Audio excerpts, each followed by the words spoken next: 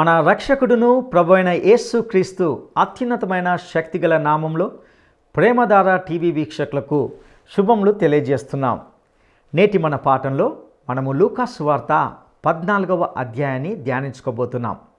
ఇందులో ఒక పరిసయ్యుని ఇంట జలోదర రోగములు గల ఒకరిని యేసు విశ్రాంతి దినమున స్వస్థపరచడాన్ని గూర్చి చూస్తాం. పరిసయ్యులు శాస్త్రులు ప్రభువును ఏ విధంగానైనా చిక్కుల పెట్టాలని ప్రయత్నిస్తూనే ఉన్నారు. తనను తాను తగ్గించుకున్నవాడు హెచ్చించబడతాడని, తనను తాను తగ్గించుకున్నవాడు హెచ్చించబడతాడని, తనను తాను హెచ్చించుకున్నవాడు తగ్గించబడతాడనే గొప్ప సూత్రాన్ని ప్రభువు చెప్పిన సందర్భాన్ని ఇందులో చూడబోతున్నాం. స్వంత ఘనతను కోరేవారు, సన్మానాలు చేయించుకునేవారు ఎప్పుడో ఒకప్పుడు అవమానానికి గురికాక తప్పదని వింటాం. నీవు ఎవరికైనా ఉపకారం చేస్తే ప్రత్యుపకారంను ఆశించవద్దనే సత్యాన్ని ఇందులో గ్రహిస్తాం. నీకు ప్రత్యుపకారం చేయలేని వారికే సహాయం చేయాలని, అప్పుడే పరోపకారం అంటే ఏమిటో అర్థమవుతుందని తెలుసుకుంటాం. అది దేవునికి మహిమకరంగా కూడా ఉంటుంది. దేవుని రాజ్యంలో భోజనం చేయువాడు ధన్యుడని ప్రభువు చెబుతూ, ఒక మనుషుడు ఒక గొప్ప విందు చేయించి అనేకులను పిలిచినప్పుడు సాకులు చెప్పిన 3 మనుషుల వైనాన్ని ఇందులో గమనిస్తాం. అప్పుడు ఆ విందు యజమాని స్పందించిన విధానాన్ని కూడా ఇందులో గమనిస్తాం. మరియు ప్రభువును వెంబడించే శిష్యుని యొక్క అర్హతలను గూర్చి ఇందులో విపులంగా చెప్పబడింది. ఇక ఇందులోని శ్రేష్టమైన సత్యాలను తెలుసుకోవడానికి మనము సిద్ధపడదామా? క్రీస్తునందు ప్రియ సోదరీ సోదరులారా, బావున్నారా? ఆయురారోగ్యములు కలిగి క్రీస్తునందు మనం ఆనందించాలి అన్నదే మన దేవుని చిత్తం. సరే, మీ బైబిళ్లు తెరవండి. ఈరోజు మనం లూకా సువార్త 14వ అధ్యాయం ధ్యానించుకోగోరుతాము. సావధానంగా వినండి. విశ్రాంతి దినమున ఆయన భోజనము చేయడానికి పరిసయ్యుల అధికారులలో ఒకని ఇంటిలోనికి వెళ్ళినప్పుడు ఆయన ఏమి చేస్తాడో అని వారాయనను కనిపెట్టి చూస్తున్నారు. అప్పుడు జలోదర రోగము గల ఒకడు ఆయన ఎదుట ఉన్నాడు. యేసు ధర్మశాస్త్రోపదేశకులను పరిసయ్యులను అడిగాడు, విశ్రాంతి దినమున స్వస్థపరచడము న్యాయమా కాదా? వారు ఊరుకున్నారు. అప్పుడాయన వాణ్ణి చేరదీసి స్వస్థపరిచి పంపివేసి, మీలో ఎవని గాడిద అయినా ఎద్దైనా గుంటలో పడిన ఎడల విశ్రాంతి దినమున దానిని పైకి తీయడా? ఈ మాటలకు వారు ఉత్తరము చెప్పలేకపోయారు. శ్రోతలు వింటున్నారా? పరిసయ్యుడు యేసును ఎందుకు భోజనానికి పిలిచాడు? ఆయనలో, ఆయన మాటలలో ఏదైనా తప్పు చిక్కించుకుందాము అనే దుర్బుద్ధితో యేసును పిలిచాడు. ఆయన మీద ప్రేమ ఉండి కాదు. ప్రభువును మాటల్లో ఎలాగైనా చిక్కించుకోవాలని పరిసయ్యులు శాస్త్రులు వ్యూహరచనలు చేస్తున్నారు. అక్కడే జలోదర రోగమున్న ఒక వ్యక్తిని తెచ్చిపెట్టారు. యేసే మొదట ప్రశ్న అడిగాడు, విశ్రాంతి దినమందు స్వస్థపరచటము న్యాయమా కాదా? దీనికి వారెవ్వరూ జవాబు చెప్పకుండా మౌనంగా ఉండిపోయారు. జవాబు చెప్పడానికి భయపడ్డారు. సబ్బాతు దినమే అయినా ఎద్దుగాని గాడిదగాని గుంటలో పడిపోతే చూస్తూ ఊరుకుంటారా? వెంటనే దాన్ని బయటికి తీస్తారు గదా. అలాంటప్పుడు ఒక రోగిని సబ్బాతు దినమందు బాగుచేస్తే అది నేరమా? సబ్బాతునాడు నీ కారు టైరు పంచరైతే బాగు చేసుకోవా? నేను జలోదర రోగిని సబ్బాతునాడు బాగుచేయటంలో తప్పేమీ లేదు అని ప్రభువు వారికి స్పష్టం చేశాడు. భోజన సమయంలో ఇదొక వివాదం తలెత్తింది. 7వ వచనం, పిలువబడిన వారు భోజన పంక్తిలో అగ్రపీఠములు ఏర్పరచుకోవడము చూచి ఆయన వారికి ఒక ఉపమానం చెప్పాడు. నిన్ను ఎవడైనా పెండ్లి విందుకు పిలిచినప్పుడు అగ్రపీఠము మీద కూర్చోవద్దు. ఒకవేళ నీకంటే ఘనుడు అతని చేత పిలువబడగా నిన్ను అతణ్ణి పిలిచినవాడు వచ్చి ఇతనికి చోటివ్వు అని నీతో అంటాడు. అప్పుడు నీవు సిగ్గుపడి కడపటి చోటున కూర్చోసాగుతావు. అయితే నీవు పిలువబడినప్పుడు నిన్ను పిలిచినవాడు వచ్చి, స్నేహితుడా, పైచోటికి పో అని నీతో చెప్పేలాగున నీవు పోయి కడపటి చోటున కూర్చో. అప్పుడు నీతో కూడా కూర్చుండేవారి ఎదట నీకు ఘనత కలుగుతుంది. తనను తాను హెచ్చించుకునేవాడు తగ్గించబడతాడు, తనను తాను తగ్గించుకునేవాడు హెచ్చించబడతాడు. ప్రియశ్రోత, వింటున్నావా? అగ్రపీఠాన్ని ఆక్రమించాలని ప్రతి ఒక్కరికీ ఉబలాటం. అగ్రపీఠములు ముందుగా అమర్చి ఉంటాయి. ప్రధాన అతిథులకు అగ్రపీఠాలు కేటాయించబడి ఉంటాయి. గొప్పవారికి, ఉన్నతమైన అంతస్తుకు చెందిన వారికి అగ్రపీఠాలుంటాయి. ఎవరు పడితే వారు కూర్చోకూడదు. కూర్చున్నా వారిని లేపవచ్చు. మొదటి వరుసలో ఈ విధంగా సీట్లు ప్రత్యేకించబడి ఉంటాయి. అగ్రపీఠాల కోసం ఈ పరిసయ్యులు ఎగబడతారు. నీ అంతట నీవే అగ్రపీఠంలో కూర్చుంటే ఆ తరువాత నిన్ను అక్కడ్నుంచి లేపుతారు. నీకది అవమానకరం. ముందే నీవు కడపటి పీఠం మీద కూర్చుంటే యజమాని నిన్ను పైకి రమ్మంటే అది నీకెంతో గౌరవం. నిన్ను నీవు ఘనపరుచుకోవాలి అంటే నీకు అవమానమే. స్వంత ఘనతను కోరేవారు, సన్మానాలు చేయించుకునేవారు ఎప్పుడో ఒకప్పుడు అవమానానికి గురికాక తప్పదు. 12వ వచనం, యేసు తనను పిలిచిన వానితో అన్నాడు, నీవు పగటి విందైనా రాత్రి విందైనా చేసేటప్పుడు నీ స్నేహితులనైనా, సహోదరులనైనా, నీ బంధువులనైనా, ధనవంతులైన నీ పొరుగువారినైనా పిలువవద్దు. వారు ఒకవేళ నిన్ను పిలుస్తారు గనుక నీకు ప్రత్యుపకారం కలుగుతుంది. అయితే నీవు విందు చేసేటప్పుడు బీదలను, అంగహీనులను, కుంటివారిని, గుడ్డివారిని పిలువు. నీకు ప్రత్యుపకారము చేయడానికి వారికేమీ లేదు గనక నీవు ధన్యుడివవుతావు. నీతిమంతుల పునరుత్థానమందు నీవు ప్రత్యుపకారం పొందుతావు. శ్రోత, నీవు వారిని నీవు పరస్పరం అభినందించుకోవడం లోకంలో పరిపాటి. నీవు వారిని విందుకు పిలిస్తే వారు నిన్ను పిలుస్తారు. లావాదేవీలు ఈ లోకంలో ఇలాగే ఉంటాయి. నీవు ఎవరికైనా ఉపకారం చేస్తే ప్రత్యుపకారాన్ని ఆశించవద్దు. ఉపకారం చేసి ఆ సంగతే మరిచిపో. నీకు ప్రత్యుపకారమేమీ చెయ్యలేని వారికే సాయం చెయ్యి. అప్పుడే నీ పరోపకారం అర్థవంతమవుతుంది. నీ స్వంత వారిని పిలువవద్దని కాదు గాని అడపాదడపా ప్రతిఫలాపేక్ష లేని ఉపకార క్రియలు మనం చేస్తూ ఉంటే అది దేవునికి మహిమ. ప్రభువు చెబుతున్న దానికి ఎవరూ ఎదురాడలేదు. పరిసయ్యుల విధానాలను వారి ముఖమెదుటే ఆయన సరిదిద్దాడు. వారికి గొప్ప హితబోధ చేశాడు.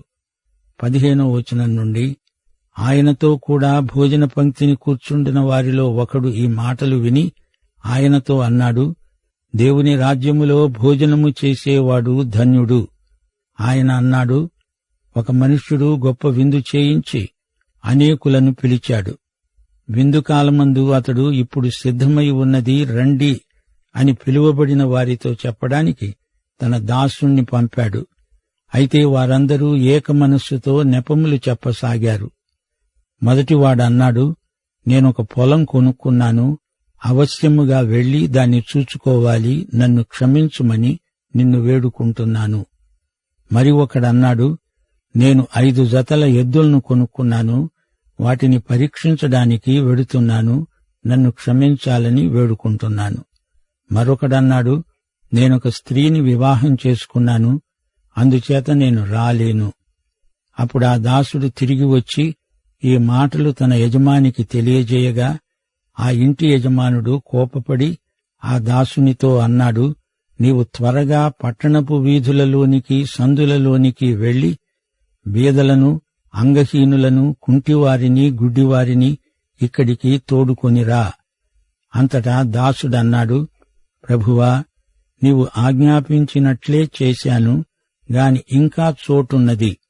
అందుకు యజమానుడన్నాడు, నా ఇల్లు నిండేటట్లు నీవు రాజమార్గములలోనికి, కంచెలలోనికి వెళ్లి లోపలికి రావడానికి అక్కడి వారిని బలవంతం చెయ్యి.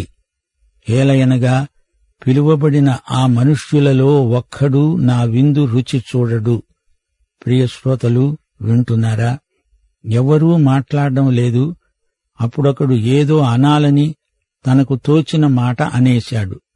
దేవుని రాజ్యములో భోంచేసేవారు ధన్యులు. ఎందుకు ఆ మాట అన్నాడు? అతనికే తెలీదు. భక్తిగలవాడిలాగా ఏదో మాట అన్నాడు, అంతకు మించి మరేమీ లేదు. ఏదీ అనడానికి తోచకపోతే దేవునికి స్తోత్రము అనైనా అంటారు. ఒకసారి అంటే బాగుంది, మరీ అంటే దానికి పలువురు పలు విధాల అర్థం చెబుతారు. హృదయంలో నోటిలో దేవునికి స్తోత్రం ఉండడం మంచిదే, గాని భక్తి నటనే బాగాలేదు. అప్పుడు యేసు ప్రభు అతనికి ఒక పాఠం నేర్పగోరి ఒక అర్థవంతమైన ఉపమానం చెప్పాడు. విందుకు కొందరిని ముందుగా ఆహ్వానించటం జరిగింది. పిలవటానికి దాసుణ్ణి పంపించారు. విందు సిద్ధంగా ఉంది, వెంటనే రండి అని కబురు. అలాగే దేవుడు రక్షణ కోసమై అందర్నీ పిలిచాడు. పైగా దైవసేవకులు వచ్చి వ్యక్తిగతంగా రావలసిందని హెచ్చరిస్తున్నారు. వచ్చిన వారిని నేనెంతమాత్రమూ తోసివేయను అంటున్నాడు ప్రభువు. సువార్త విందుకు ఉచిత ఆహ్వానం. ఇది డబ్బుతో కొంటే వచ్చేది కాదు. రక్షణ విందుకు పిలుపు కేవలం దేవుని కృపే. ఇందులో నీ అర్హత యోగ్యత ఏమాత్రమూ లేదు. ఎఫెసీ పత్రిక 2వ అధ్యాయం 8-9 వచనాలు. మీరు విశ్వాసము ద్వారా కృపచేతనే రక్షించబడి ఉన్నారు. ఇది మీ వలన కలిగినది కాదు, దేవుని వరమే. క్రియల వలన కలిగినది కాదు, ఇది కేవలము దేవుని వరం. ఎందుకు ఆహ్వానం దేవుని వరం? ఎందుకంటే దేవుడు మనలను రక్షించడానికి తన కృపచేత పిలుపిస్తున్నాడు. మనము విశ్వాసము చేత ఆ పిలుపుకు లోబడుతున్నాము. ఆహ్వానాన్ని తిరస్కరించిన వారు పరలోకానికి తమను తామే దూరపరుచుకుంటున్నారు. ఆ వ్యక్తి ఏదో ఊరికే అన్నాడు, దేవుని రాజ్యములో భోజనమారగించిన వాడు ధన్యుడు. ప్రభువు దివ్య వాక్యము ఎల్లవేళలా నిలుచున్, మీకు ప్రకటించిన సువార్త ఈ వాక్యమే. మీకు ప్రకటించిన సువార్త ఈ వాక్యమే.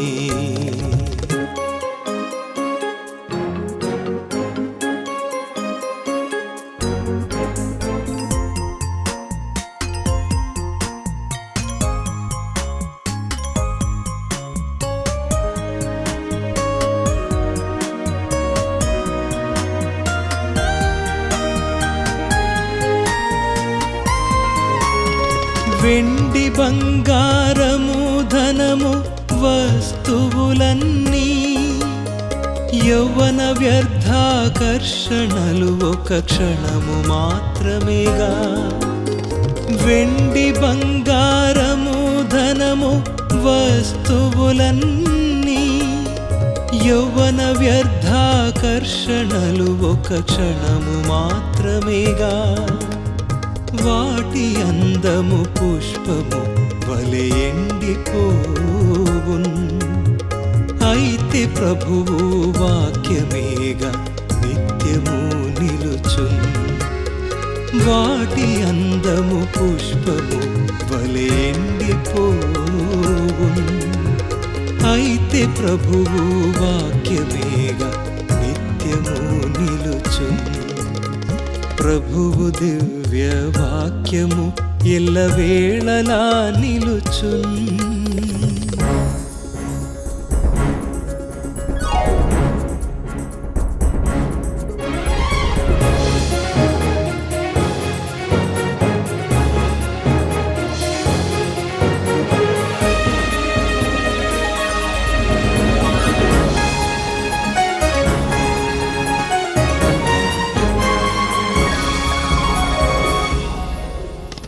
భూమి పునాది వేయక మునుపే ఏర్పరచెన్, క్రీస్తు మిమ్మును స్వరక్తము చే విమోచించెను. భూమి పునాది వేయక మునుపే ఏర్పరచెన్, క్రీస్తు మిమ్మును స్వరక్తము చే విమోచించెను. జీవవాక్యము ద్వారా మార్చుకొనుడి మనసున్, సజీవరాళుగా మిమ్ములను ప్రభువు ఎంచును. జీవవాక్యము ద్వారా మార్చుకొనుడి మనసున్, సజీవరాళుగా మిమ్ములను ప్రభువు ఎంచును. ప్రభువు దివ్య వాక్యము ఎల్లవేళలా నిలుచున్.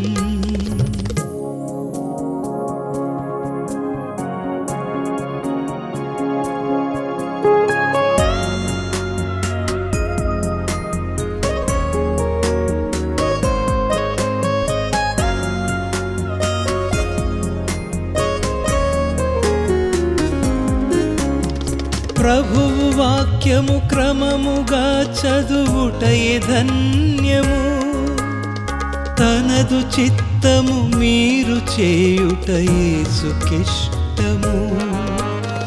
ప్రభువు వాక్యము క్రమముగా చదువుటయే ధన్యము.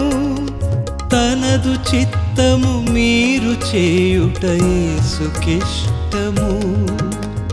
మిమ్మును కొనిపోవుట. ఏం మాట్లాడుతున్నావు? విందు భోజనమంటే ఏమిటో నీకు తెలుసా? ఈ ఉపమానం విను అంటూ ప్రభువు అతనికి విందును గురించిన ఉపమానం బోధించాడు. విందు పిలుపును ప్రజలు ఏ విధంగా నిర్లక్ష్యం చేస్తారో ఈ ఉపమానంలో ప్రభువు విశదం చేస్తున్నాడు. పిలుపునందుకున్న మొదటివాడు రాను అని చెబుతూ తనను తాను సమర్థించుకోవడానికి అబద్ధం చెబుతున్నాడు. అసలు సంగతేమిటంటే విందుకు రావటం ఇష్టం లేదు. పొలం కొనుక్కున్న తరువాత చూచుకుంటాడట. మరి పొలం చూచుకుని కొనలేదా? అంతా అబద్ధం, సాకు, మిష అంతే. మరొకడేమో 5 జతల ఎద్దులను కొన్నాడట. ఇప్పుడు పోయి వాటిని చూచుకుంటాడట. ముందు ఎద్దులను చూచుకొని కొనలేదా? ఈ సాకుకు అసలు అర్థమే లేదు. ఇక మూడోవాడు ఈ ఇద్దరినీ మించిపోయాడు. క్షమించమని కూడా అడగకుండా నాకు పెళ్ళయింది, నేను రాలేను అన్నాడు. ఈ ముగ్గురే నెపములు చెప్పడంలో ఒకరినొకరు మించిపోయారు. మొదటి వ్యక్తి ఆస్తి, రెండో వ్యక్తి వ్యాపారం, మూడో వ్యక్తి సంసారం. 3 రకాల సాకులు. వీరికి తీరిక లేదు. దేవునితో గడపడానికి వీరికి ఒక్క క్షణం కూడా సమయం చిక్కటం లేదు. వ్యాపారం నీవు చనిపోయాక కూడా కొనసాగుతుంది గాని నీ నిత్యత్వం భయంకరమవుతుంది. ధర్మశాస్త్రం ప్రకారం పెళ్లి చేసుకున్నవాడు 1 సంవత్సరం పాటు భార్యతో గడపాలి. అతడు యుద్ధానికి వెళ్లనక్కర్లేదు. అయితే ఇక్కడ విందుకు రాలేను అంటాడేమిటి? తన భార్యను కూడా వెంటబెట్టుకుని రావచ్చుగదా. కుటుంబం కోసం, భార్య కోసం, పిల్లల కోసం దేవుణ్ణి పోగొట్టుకోవడం శోచనీయం. మానవ సహజమైన కుటుంబ ప్రేమ నిన్ను దేవునికి దూరం చేయకుండా చూసుకోవాలి. ప్రియ శ్రోత, నిన్నే ఇటు చూడు. నీకు నీ దేవునికి మధ్య ఏది అడ్డమొచ్చినా దాన్ని తొలగించుకునే కృప నీకు కావాలి. ఏ విధంగానైనా సరే అతడు భార్యను ఒప్పించి విందుకు తెచ్చి ఉంటే ఎంతో బాగుండేది. గాని అలా చేయలేకపోయాడు. ఆశీర్వాదాలన్నిటినీ అతడు కోల్పోయాడు. యేసు రక్తంతో రాయబడిన ఆహ్వాన పత్రిక నీకు పంపబడింది. విందుకు వస్తావా రావా? సాకులు చెప్తావా? సాకులన్నీ కుంటి సాకులే. నీవు దేవుని ఆహ్వానాన్ని తిరస్కరిస్తే ఆయన నిన్ను తిరస్కరించాల్సి వస్తుంది. 25వ వచనం నుండి, బహుజన సమూహములు ఆయనతో కూడా వెడుతున్నప్పుడు ఆయన వారి తట్టు తిరిగి అన్నాడు, ఎవడైనను నా వద్దకు వచ్చి తన తండ్రిని, తల్లిని, భార్యను, పిల్లలను, అన్నదమ్ములను, అక్కచెల్లెండ్లను, తన ప్రాణమును సహా ద్వేషించకుంటే వాడు నా శిష్యుడు కానేరడు. ఎవడైనా తన శిలువను మోసికొని నన్ను వెంబడించని ఎడల వాడు నా శిష్యుడు కానేరడు.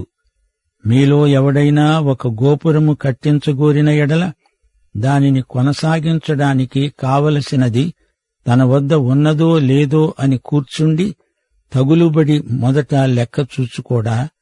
చూచుకొనని ఎడల అతడు దాని పునాది వేసి ఒకవేళ దానిని కొనసాగింపలేకపోయినందున చూచేవారందరూ ఈ మనుష్యుడు కట్టడానికి మొదలుపెట్టాడు గాని కొనసాగించలేకపోయాడని అతణ్ణి చూచి ఎగతాళి చెయ్యసాగుతారు.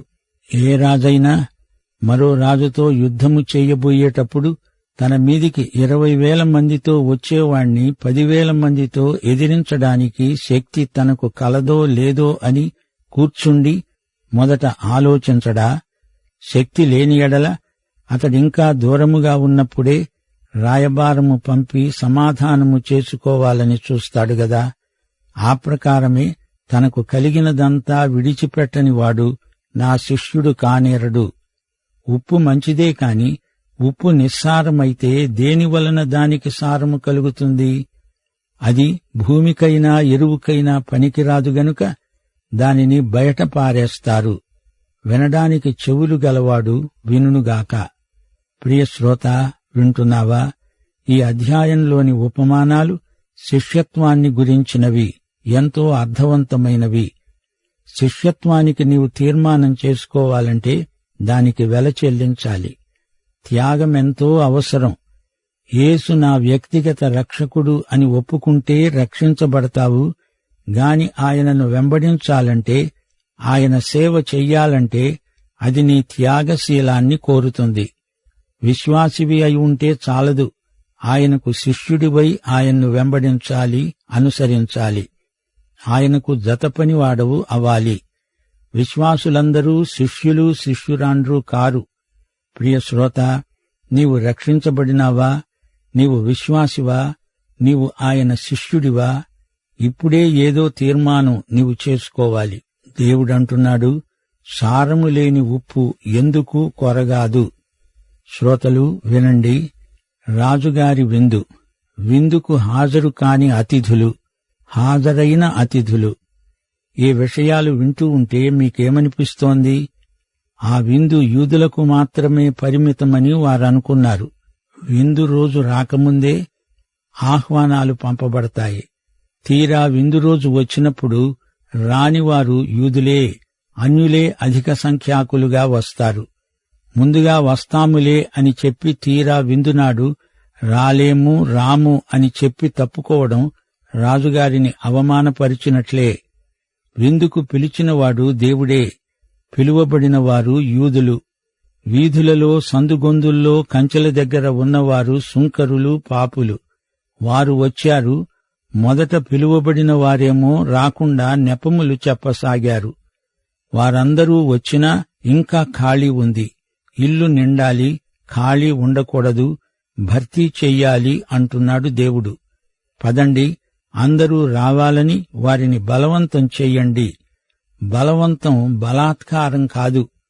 2 కొరింథీ 5:14 దీనికి వివరణ చెబుతోంది. క్రీస్తు ప్రేమ మమ్ములను బలవంతం చేస్తోంది. దేవుని రాజ్యంలోని సూత్రమిదే. క్రీస్తు ప్రేమ ప్రజలను బలవంతపరుస్తుంది. ఇది పరిశుద్ధాత్మ చేసే పని. దేవుని ప్రేమలోని శక్తి, ఆకర్షణ ఎంతో ప్రభావం చూపుతాయి. మొదట పిలుపునందుకున్న వారి వైఖరి ఎంతో గర్హనీయమైనది. సాకులు నాడు నేడు ఒకేలాగున్నాయి. జీవన వ్యాపారములలో చిక్కుకున్నవారు రాలేరు. ఆరాధించడానికి, ప్రార్థించడానికి వీరికి క్షణం తీరిక ఉండదు. ఆస్తిపాస్తుల నిర్వహణలో కొందరు సతమతమవుతూ ఉంటారు. దేవునికి వారి లావాదేవీలలో బొత్తిగా చోటు ఉండదు. దేవునికి ఇవ్వాల్సిన సమయాన్ని తమ ధనధాన్యములను భద్రపరచుకోవడానికి వినియోగపరుస్తారు. ఇంత భూమి, ఇన్ని జతల ఎద్దులు, భార్య, ఈ 3 వారికి ముఖ్యం, దేవుడు కాదు. లవొదికయ సంఘంలాగా ప్రభువును బయటనే నిలువబెడతారు, తలుపు తీయరు. నీ పొలమైనా, ఎద్దులైనా, నీ భార్య పిల్లలైనా దేవునికి ప్రథమస్థానమిచ్చినప్పుడు దేవుడు నిన్ను బట్టి నీ ఆస్తిని, నీ వృత్తిని, నీ భార్యను ఆశీర్వదిస్తాడు. దేవుడు లేని కుటుంబం, వృత్తి వ్యాపారాదులు నీకు సమస్యలై కూర్చుంటాయి. శ్రోత, నీవు రక్షించబడ్డావా? దేవుని రాజ్యం, దేవుని సేవ, రాజుగారి విందుకు పోల్చబడడం విశేషం. విందు రాజ్య సంకేతం, సంతోషాన్ని కలిగించే విందు భోజన సహవాసం. ఏడుపుగొట్టు ముఖాలతో ఏదో పోగొట్టుకున్నట్లు ఉసూరుమంటూ బతుకు బరువు ఈడుస్తూ పోయేవారు దేవుని రాజ్యానికి తగినవారు కారు. క్రైస్తవ భక్తి సూర్యాస్తమయం కాదు, సూర్యోదయం. దేవునికి స్తోత్రం, ఆనందం, మహిమ. క్రైస్తవ జీవితం సమాధి కార్యక్రమం కాదు, విందు. బ్రతుకే ఒక పండుగ. యేసు ప్రేమ లోకంలోని సాధారణ మానవ ప్రేమలను మించింది, వాటికి అతీతమైనది. ప్రియ శ్రోత, ముగింపులో శిష్యరికాన్ని గురించి 2 మాటలు చెప్పగోరుతాము. శిష్యుడివి కాకుండానే యేసును వెంబడించగలవా? సైనికుడివి కాకుండా యుద్ధం చేయగలవా? విద్యార్థివి కాకుండా బడికి వెళ్లగలవా? దేవుని సంఘంలో యేసుకు దూరంగా వెంబడించేవారున్నారు. శ్రోత, నీ సంగతేమిటి? గోపురం కట్టి ముగించాలి, యుద్ధంలో జయించాలి, లేకపోతే అది నీకు కాదు, ప్రభువుకు అవమానం. అలాగే వివాహం కూడా. వైవాహిక జీవితానికి భార్యాభర్తలిద్దరూ త్యాగానికి సిద్ధపడాలి. నిన్ను పిలిచినవాడు నమ్మదగినవాడు. ఉప్పు క్రైస్తవ జీవితానికి అర్థవంతమైన సంకేతం. దేవుని సంఘం తన చుట్టూరా లోకంలో ఉన్న కుళ్ళును అరికట్టే ఉప్పు, సారముగల ఉప్పు. జనజీవితంలో ఉప్పై విశ్వాసి క్రీస్తు రుచులను చూపించాలి. ఇదే ప్రభువు మన నుండి కోరుతున్నాడు. శ్రోత, నీవు రక్షించబడి ఆయన శిష్యుడివై ఆయనను వెంబడించాలని మేము ఆశిస్తున్నాము. నీవు ప్రభువును వెంబడిస్తూ ఉండగా అనేక ఆశీర్వాదాలు పొందుతావు. పాఠం ఇంతటితో సమాప్తం. ప్రభు అయిన యేసుక్రీస్తు వారి దివ్యకృప, తండ్రి అయిన దేవుని పరమప్రేమ, పరిశుద్ధాత్మ యొక్క అన్యోన్య సహవాసము, సమాధానము మనకందరికీ సదాకాలము తోడై ఉండునుగాక. ఆమేన్. ప్రియులారా, ఇంతవరకు మనము లూకా సువార్త 14వ అధ్యాయం నుండి ఎన్నో శ్రేష్టమైన సత్యాలను విని ఉన్నాం. ముఖ్యంగా ఇందులో విందు భోజనానికి రమ్మని ఆహ్వానించిన కథలో ఎన్నో ఆధ్యాత్మిక సత్యాలు ఇమిడి ఉన్నాయని గ్రహించగలం. విందు యజమానిగా దేవుడు రక్షణ కోసమై అందరినీ రమ్మని పిలుస్తున్నాడు. సువార్త విందుకు ఉచిత ఆహ్వానం, రక్షణ విందుకు పిలుపు దేవుని కృపయే. ఇది డబ్బుతో కొంటే వచ్చేది కాదు. ఇందులో మన అర్హతకు ఎటువంటి సంబంధం లేదు. విశ్వాసం ద్వారా కృపచేతనే మనము రక్షించబడి ఉన్నాం. కాబట్టి ఎవ్వడు అతిశయించడానికి వీల్లేదు. దేవుడు మనలను రక్షించడానికి తన కృపచేత పిలుపునిస్తున్నాడు. మనము విశ్వాసము చేత ఆ పిలుపుకు లోబడాలి. ఆహ్వానంను తిరస్కరించిన వారు పరలోకానికి దూరం అవుతారు. ఆస్తి, వ్యాపారము, సంసారము అనే నెపములతో నేడు అనేక మంది ఇట్టి అవకాశాన్ని తృణీకరిస్తున్నారు. నీకు దేవునికి మధ్య ఏ అడ్డుబండ ఉన్ననో దానిని తొలగించుకొంటకు ప్రయత్నం చేయాలి. లేనిచో దేవుని ఆశీర్వాదములను కోల్పోయే ప్రమాదం ఉంది.